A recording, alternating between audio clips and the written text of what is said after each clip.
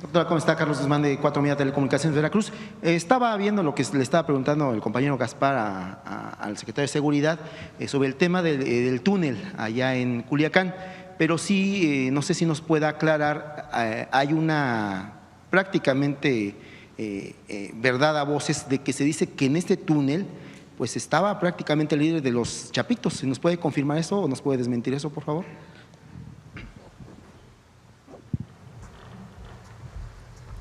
¿Se refiere a las últimas detenciones de la semana pasada? Sí. No, la detención y la operación del Ejército Mexicano y Fuerza Aérea iba totalmente enfocada a estos dos objetivos. En la tarde fueron dos operaciones distintas. En la tarde fue la de este sujeto Insunza y en la tarde y más tarde ya anoche fue la del 200. Eran objetivos específicos, las dos se cumplieron con éxito y no era el objetivo en esas dos operaciones el sujeto que usted menciona. Entonces se desmiente de que Iván Archibaldo fue el que escapó en el Sí, no, los objetivos eran muy claros, repito, eran dos operaciones distintas, una se llevó a cabo en la tarde y otra en la noche y los objetivos son los que se obtuvieron, los resultados. Aprovechando que está en el uso de la voz, en el tema legislativo de hace 3 años hay una ley que está atorada. Yo sé que usted es senador con licencia, obviamente lo veíamos ahí en la Cámara. Hay una ley de seguridad privada que está atorada desde 3 años, que si se pusiera en contexto los elementos que tiene seguridad privada, los que tienen seguridad pública, pues prácticamente sería un ejército paralelo.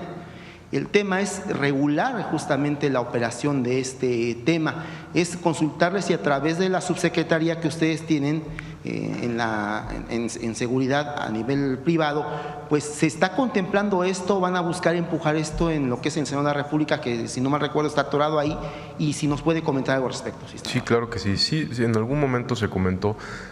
Pasar la ley no es el problema es a quién vamos a darle la facultad para que pueda coadyuvar con las autoridades. No todas las empresas de seguridad privada están reguladas y no todos los elementos de seguridad privada están capacitados para coadyuvar con las autoridades.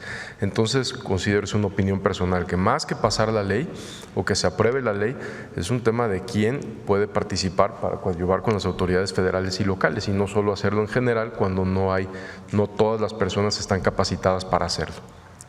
Perfecto, muchas gracias. Gracias. Y doctora, finalmente sí me gustaría conocer, bueno, ya le preguntó la compañía de la hoguera justamente el tema de El Mayo. Se había usted ofrecido que iba a dar respuesta a la carta que entregó justamente en el Consulado de México allá en lo que es Nueva York sobre ese tema. Ya explicó el fiscal de que hay un protocolo de Viena para el tema, pero desde el Poder Ejecutivo usted contempla mostrar la carta, dar la respuesta a la carta. Son protocolos, o sea, no hay nada especial en esa carta o en otras, sino sencillamente lo que debe hacer el Estado mexicano y particularmente la Secretaría de Relaciones Exteriores frente a una situación como esta, de acuerdo a la ley, la Constitución y los protocolos internacionales.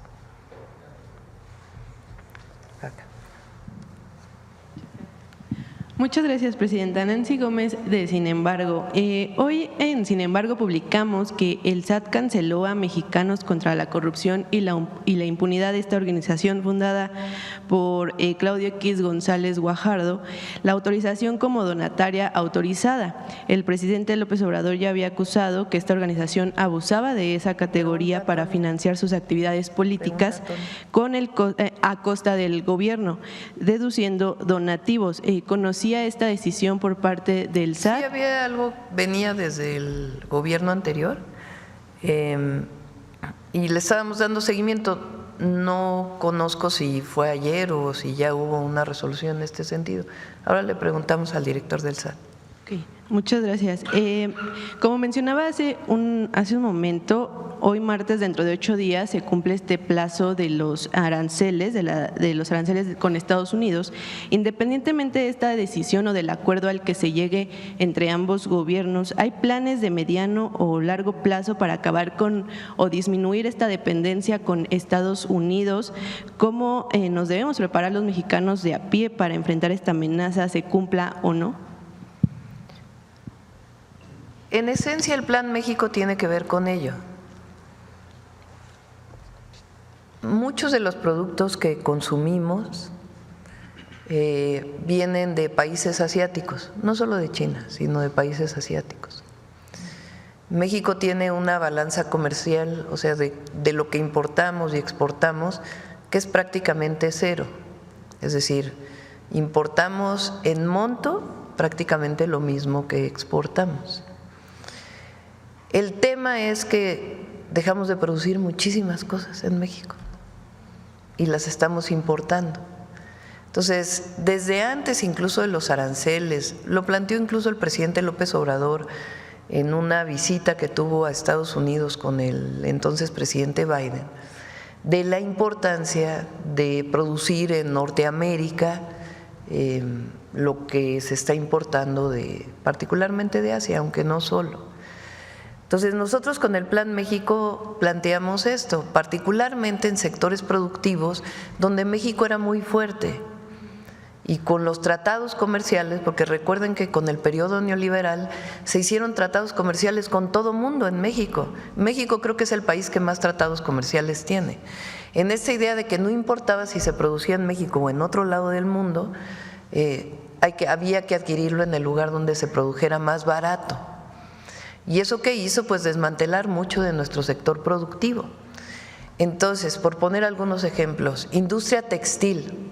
México era fuertísimo en industria textil, en grandes industrias textiles y pequeñas, desde las microempresas en el Bajío, por ejemplo, hasta grandes empresas textiles que han ido cerrando. Ahora que estuve en Durango, una empresa de hilados y tejidos en un lugar como pocos, donde hay bastante agua en Durango, cerró y la gente se quedó sin empleo, justamente por estar importando en vez de también garantizar la producción nacional. Entonces a nosotros nos interesa, por ejemplo, que la industria textil resurja en nuestro país, porque hay la historia y el conocimiento, hay todo lo que se requiere para que renazca esta industria. Hay otras industrias, por ejemplo la de juguetes, que no tiene caso estar importando tanto cuando aquí se producía muchísimo juguete, y muchas otras, hasta muebles y otros temas, y también producción de otros sectores como semiconductores de cierto tamaño, que tenemos toda la capacidad de hacerlo y de hecho lo hacemos. Entonces el Plan México tiene que ver con eso, con fortalecer la industrialización de México. Entonces esa es una parte. Y la otra parte es México desde hace muchísimos años privilegió la integración comercial con Estados Unidos. Entonces, si llegaran a ponerse las tarifas, pues obviamente habría que hacer un redireccionamiento, si es el caso, de lo que producimos que se exporte a otros lados. Ahora, el problema que tenemos es que eso que se exporta regresa otra vez a México y se vuelve a ir otra vez a Estados Unidos y regresa otra vez a México, porque hay una integración. El otro día Marcelo Ebrard presentó aquí el caso de un pistón de un vehículo que viaja como, ¿qué dijo? Como 10 veces, porque aquí se hace una parte, en otro lado se hace otra, etcétera, etcétera, etcétera. Entonces, eso lo sabe también Estados Unidos. Entonces, recientemente el presidente Trump ha estado hablando más bien de la reciprocidad en términos de los aranceles. Si llegara a ocurrir lo de los aranceles, pues también tenemos, como decimos, plan B, plan C, plan D, plan E. Muchísimas gracias.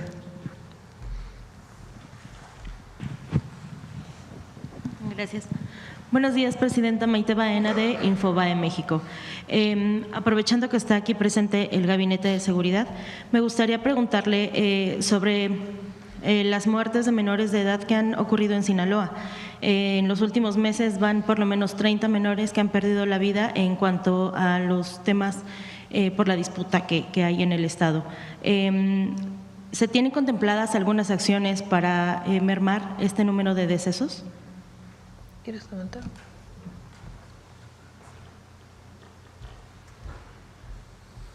Sí, lamentablemente estas muertes que han sido ocasionadas por miembros de la delincuencia organizada, y eso es muy importante resaltarlo, y que también la sociedad de Sinaloa sepa eso. Las muertes que han sufrido estos menores de edad han sido provocadas por estos grupos delincuenciales. ¿Qué es lo que ha hecho la autoridad? Hacer reforzamientos constantes en el estado de Sinaloa, debilitar las estructuras criminales como se ha informado, para que estos hechos no ocurran. Al disminuir los homicidios en el estado de Sinaloa, pues obviamente también van a disminuir los homicidios o heridas a menores de edad. ¿Pero hay alguna estrategia en específico para proteger a este sector de la población? Sí, también, por ejemplo, la Guardia Nacional desde el inicio, desde octubre, ha tenido presencia en las escuelas de Sinaloa. ¿Se acuerda que en su momento hubo varias alertas, sí, donde cancelaban clases, etcétera, por posible violencia en las escuelas? También resaltar que no ha habido un solo incidente violento en ninguna escuela, pero la Guardia Nacional no ha quitado la vigilancia permanente de las escuelas en el estado de Sinaloa, en Culiacán principalmente. Y esta tarea continúa. La Guardia Nacional tiene presencia en las escuelas, tiene presencia también aleatoria, no me refiero en cada escuela, por supuesto, tiene contacto con las escuelas y vigilancia permanente. Perfecto, gracias, secretario. Presidenta, en otros temas, no sé si ha estado al pendiente de esto, pero recientemente varios morenistas han lanzado críticas a Andrés Manuel López Beltrán, hijo del expresidente Andrés Manuel López Obrador, por el tema de la afiliación de Miguel Ángel Yunes. Incluso acaban de sugerir varios legisladores de Veracruz que sea el mismo expresidente el que se dirija a su hijo y le informe que no está bien lo que está haciendo. ¿Tiene algún comentario al respecto? Bueno, que yo sepa, fue el Senado, ¿no?, quien hizo la afiliación. No fue el secretario de organización Andrés Manuel López Beltrán quien realizó la afiliación. Bueno, ellos tienen que explicar, Luisa María y el Comité Ejecutivo de Morena, cómo se están realizando las afiliaciones. No me corresponde a mí porque yo pues ya no participo directamente en el partido, pero sí hay que decir que se hizo público que la presidenta de Morena, Luisa María Alcalde, decidió llevar el tema a Honestidad y Justicia, a la Comisión de Honestidad y Justicia, para que ellos decidan si es procedente o no esta afiliación. Perfecto. Finalmente, presidenta, el fin de semana pasado Donald Trump habló sobre la llamada que tuvieron ustedes a inicios del mes de febrero, en donde él dice que a través de la llamada que tuvo con usted pudo aprender algo, que era cómo hacer una campaña eficiente contra las drogas. Él le reconoce de manera directa las acciones que usted ha tenido en contra del consumo de drogas, ya que incluso dice que él reconoce que México no es un país consumidor en comparación con pues su población. ¿Cuál es la opinión que le merece? Pues primero agradecer el reconocimiento.